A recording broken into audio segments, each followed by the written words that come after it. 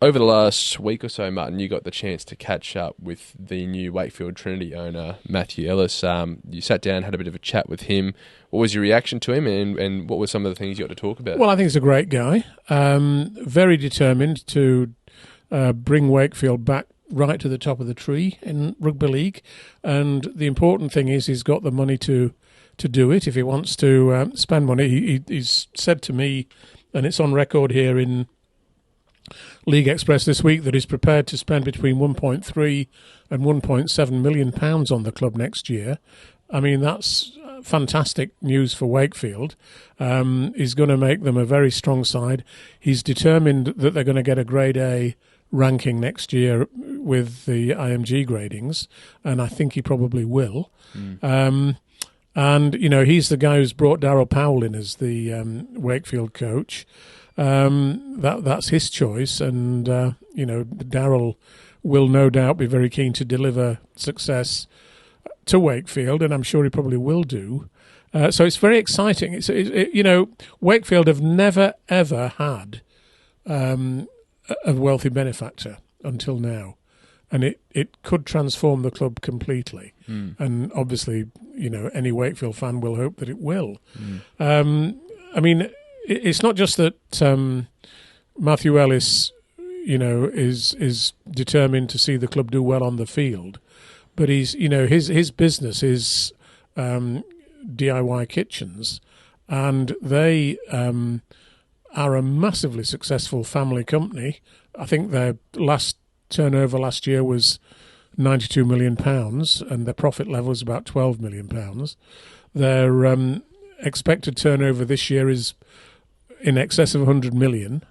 You know, so they're they've done amazingly well as a family, and it's just a real great thing to see, you know, him coming into Wakefield. And I can tell you from meeting him that he is absolutely full of enthusiasm for this role. I mean, he's incredibly busy with his kitchen business. I mean, as he says in this article, they've opened 2 massive new showrooms this year, and they've opened a new factory as well. So, you know, he's got his work cut out as Matthew, and, you know, he's working 18 hours a day.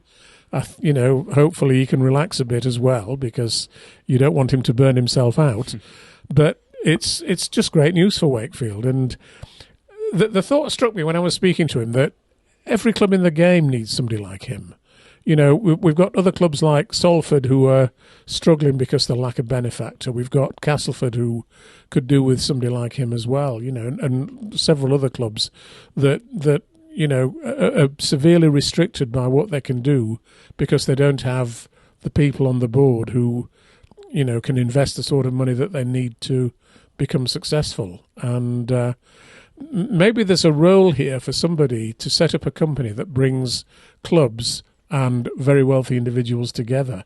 You know, if you fancy doing that, Jake, just set it up and like a manager or something. Make contact with very wealthy people, and I mean, Jim Ratcliffe is the wealthiest man in Britain. He's buying Manchester United at the moment. Yep. See if you can persuade him to buy Salford instead.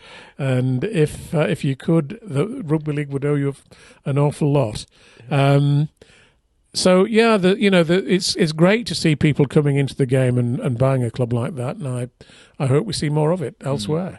And it must instill a lot of confidence in the club, not only for the club itself, but players looking for opportunities in the league at the moment. Like with the grading system at the moment, you'd have to think that they're a very good chance of playing Super League in 2025. Do you think now players or free agents in the league right now are looking at Wakefield thinking we'll go play a championship now? And I can tell you now that every agent in the game will be ringing up Wakefield with players to try and persuade them to sign. You know, once you say that you've got some money, there is plenty of people who want to take it off you. Yeah, absolutely. Yeah. So there's no doubt about that, is there? Yeah, absolutely. And also, great to see that his business away from Wakefield is thriving as well. Absolutely, so, yes. Yeah, and that sort of investment, is that quite unheard of for a lot of clubs across Super League? Well, not necessarily. I mean, David Hughes at London Broncos is known to invest at least £1 million every year. Okay. And, Ken Davey at Huddersfield Giants. He invests a similar sort of an amount. Another wealthy individual. So it's certainly not unknown for individuals to invest in clubs, invest heavily in clubs, really. Yeah. But if a club's in that situation, it's quite fortunate, isn't it, to have that sort of backing. Absolutely. It sounds like there's going to be a great rivalry that will brew in the championship between Featherstone and there's Wakefield. no doubt. There always has been a rivalry between Feathers. I was brought up as a Wakefield fan, and I used to really look forward to going to Featherstone, and I used to look forward to Featherstone coming to Bellevue as well as a kid.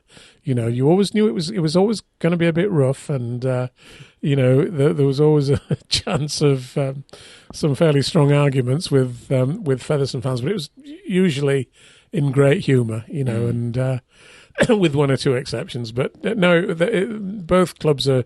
I think both clubs will boost each other, and I think. I think Matthew Ellis will generate a lot of rivalry in the Wakefield district between Castleford, Wakefield and Featherstone.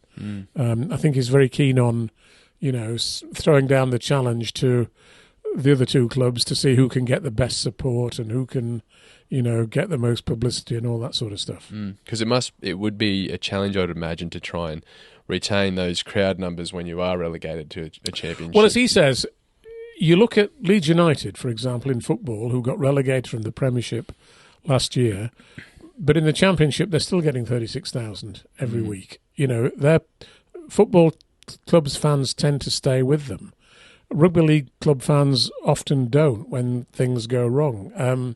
Why that is, we could debate at length, really. But he's confident of persuading the people of Wakefield to really get behind his, the team. I mean, he's going to, for example, print a flyer that will go around every home in Wakefield, promoting Trinity and promoting season tickets and so on and so forth, which is the sort of thing that the club's never done before. So, great stuff, and let's hope it works.